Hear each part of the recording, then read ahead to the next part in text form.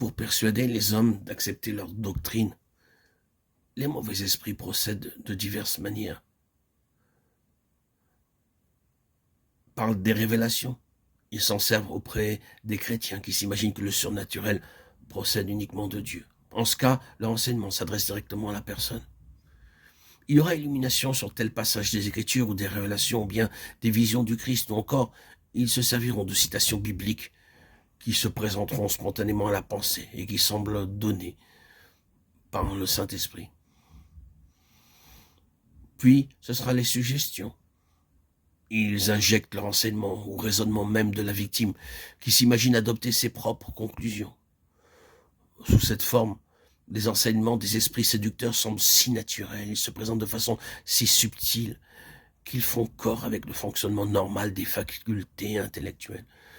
Les mauvais esprits imitent, copient, contrefont l'activité du cerveau.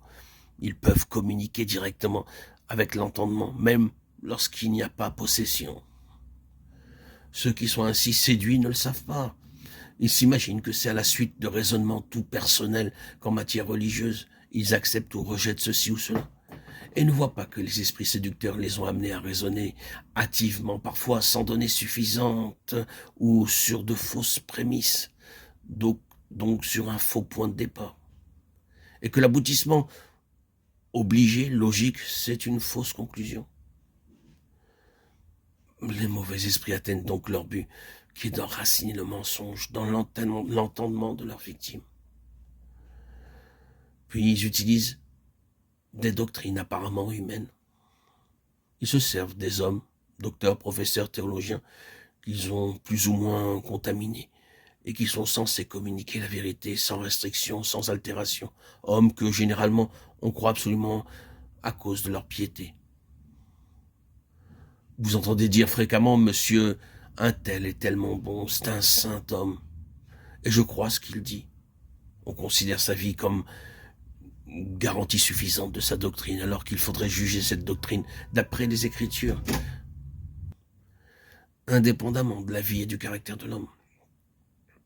À la base de cette erreur, nous trouvons la croyance presque universelle que tout ce qui vient de Satan et des mauvais esprits est ouvertement, manifestement mauvais, alors qu'en réalité leurs actions, comme leurs personnes sont toujours déguisées, et leurs déguisements préférés sont ceux de la vérité et de la lumière. Satan se déguise en ange de lumière. 2 Corinthiens 11, 14. Si Satan ou ses satellites peuvent amener un homme pieux à admettre quelques doctrines d'erreur, et que cet homme enseigne cette erreur comme étant la vérité, il sera pour la propagation de l'erreur et des séductions dont il est victime un instrument autrement utile que ne le pourrait être un méchant homme ou un homme de mauvaise réputation.